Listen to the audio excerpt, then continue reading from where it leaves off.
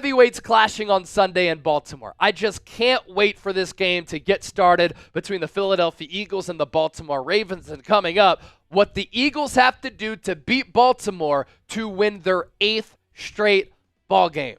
Key to the game number 1. It is going to be paramount for this Eagles defense to stop the Baltimore Ravens rushing attack. This Ravens identity under Lamar Jackson, it's been this way since he came to Baltimore out of Louisville, with the way that the Ravens offense is designed, with the way that they prefer to play. If the Ravens are able to jump out to an early lead, seize momentum of the game, they can dictate the pace, the flow, and the rhythm of the ball game. They get rolling with the run, and they play from ahead. They are very difficult to stop because then that opens up the RPO for Lamar Jackson. It opens up the pass. This is a Ravens team that has a good semblance of weapons on the offensive side of the football. Zay Flowers is legit. Rashad Bateman's having a career year. Mark Andrews, one of the top tight ends in all of football.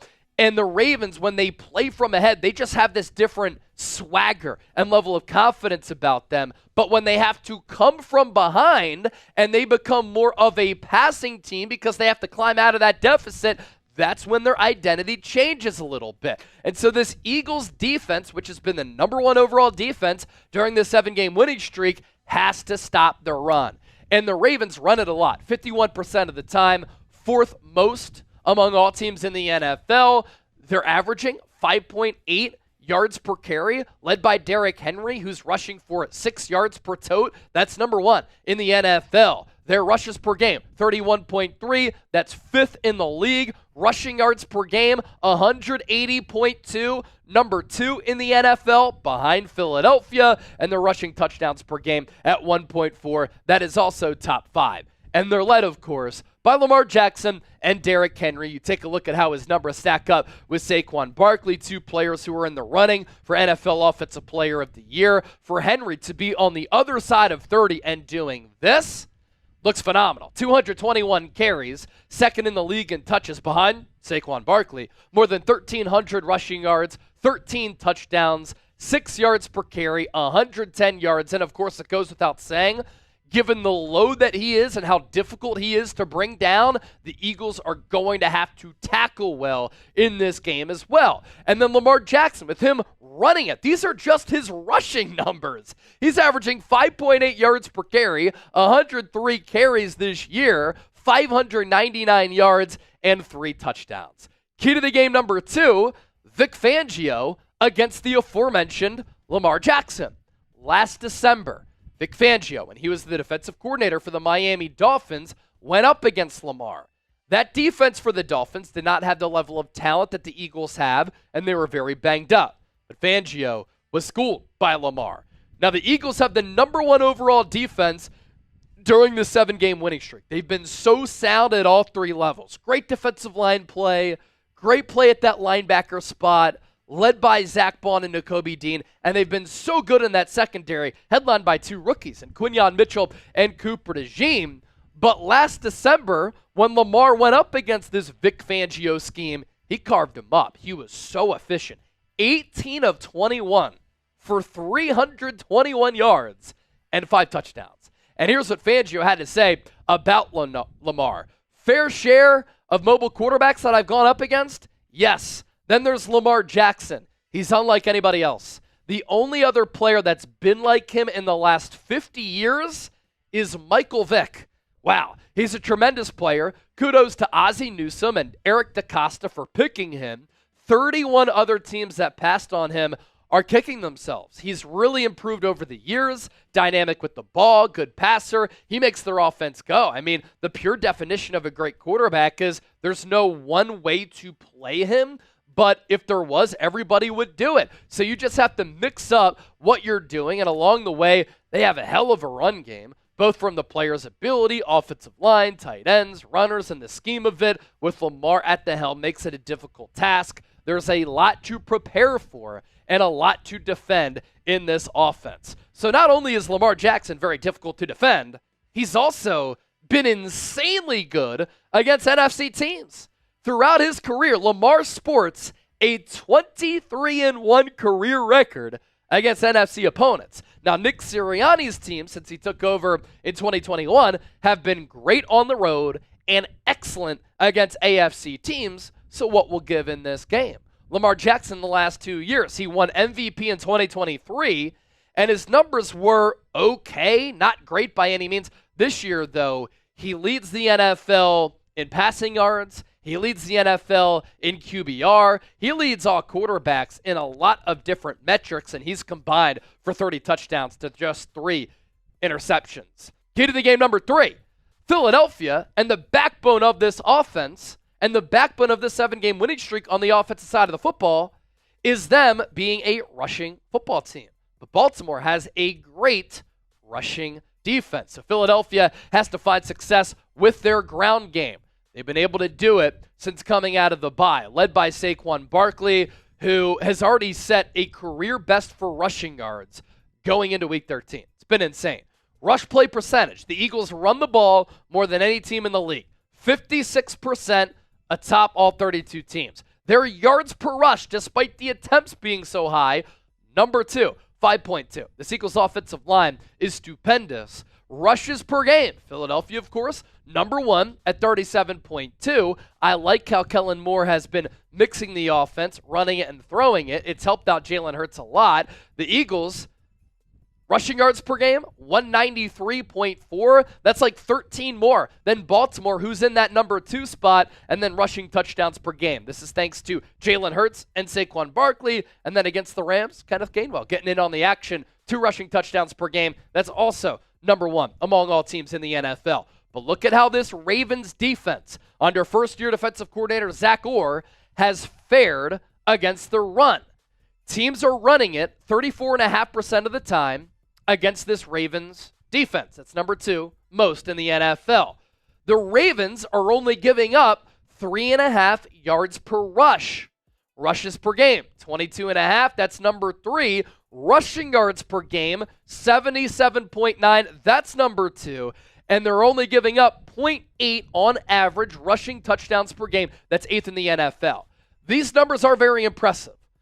But a couple of things. Baltimore has not taken on a rushing team like the Eagles this year. And number 2, a lot of teams are deciding to throw it a lot against Baltimore because their secondary has been so porous. And we're going to talk about that coming up here in just a moment. So in the trenches, a really good matchup awaits on Sunday. Eagles, one of the top offensive lines in the game, from left to right. Jordan Mailata at left tackle, Landon Dickerson at left guard. Cam Jurgens has been great replacing Jason Kelsey. Mekhi Becton, what a signing he's been on a cheap 1-year deal. I'd love to see the Eagles bring him back. I think he found his position for the future. He even tweeted out, "I'm having fun playing football again. I love this team." Mekhi, that's what happens when you go from the Jets to the Eagles. Worst organization to one of the best, if not one of the most well-run organizations in the game. And then Lane Johnson still playing at an insane level. The Ravens do run a 3-4 defense, so you'll see a couple of different alignments along that front with Kyle Van Noy kind of coming in there as an edge rusher and Odafe Oweh. Matabuke's a really good player, but it's going to be a good matchup up front in the trenches between this Eagles offensive line and that front for Baltimore. Key to the game number 4. Jalen Hurts might need to air it out, and the Eagles might have to win this game over a Super Bowl contending team on the arm of Jalen Hurts instead of on the legs of Saquon Barkley. Look at how this Ravens pass defense has played this year. Teams are throwing it the most against Baltimore, the second most against Baltimore, 31st in the league. 65% of the time, teams are calling a pass play against this Ravens defense. The opposition's completion percentage, 64.8%. That's 15th. Yards per pass, 7.6. That's 24th. And then passes per game, dead last at 39.2. Jalen Hurts during this winning streak, he's handed it off to Saquon a lot. He's had a lot of success on the ground. It's not like he hasn't had any success through the air. He has. He's been very efficient, very smart, very decisive, completing passes sideline to sideline at all 3 levels. He continues to be one of the best deep ball throwers in the NFL. And during this 7-game winning streak, he has 19 combined touchdowns to just 2 giveaways. Now, A.J. Brown will be featured a lot. If Devontae Smith can't play in this game because of that hamstring injury, it's not looking good on that front. As I record this show on Wednesday, that'll hurt this Eagles passing game, but they're still plenty talented enough. Key to the game number 5. Philadelphia offensively has to win on third downs.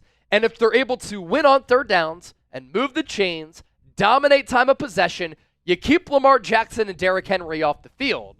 But then you take the Ravens, which are a rhythmic offensive unit, out of their rhythm.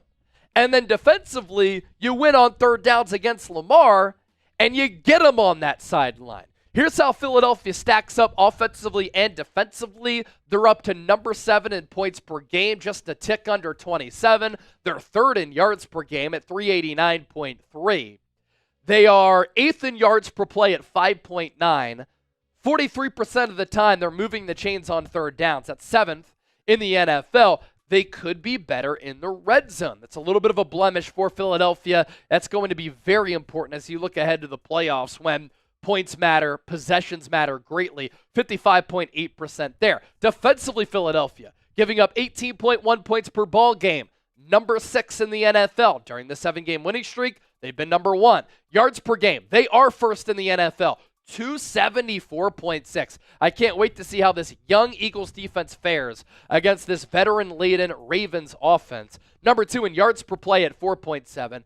Number 3 on third downs, and they're 5th in red zone touchdown percentage. So when teams get inside the 20, Philadelphia doing a very good job of keeping them out of the end zone.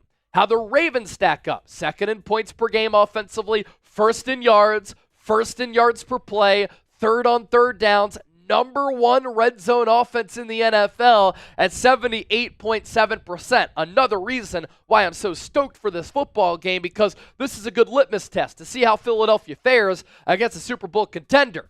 But defensively for Baltimore, usually this is the backbone, the strength of this team. You think about all the great players they've had over the years, from Ray Lewis to Terrell Suggs and more. The list goes on and on and on. But this year, 23rd in points per game, 24th in yards per game, 19th in yards per play, 25th on third downs, and 15th in the red zone. So with that, I want you to predict the score between the Eagles and the Ravens. I think Philadelphia is being disrespected by the odds makers as 3-point underdogs. I think a lot of Eagles fans are going to make the trip to Baltimore, and I'm going with the Eagles to win this game in a thriller. It comes down to the wire. It comes down to the foot and the leg of Jake Elliott, and he connects against another really good kicker who has missed some kicks this year like Elliott has in Justin Tucker. 33-30 is my final score. A reminder, subscribe and join us for our Eagles-Ravens watch party. The show begins at 3:20 p.m. Eastern. We'll catch you then.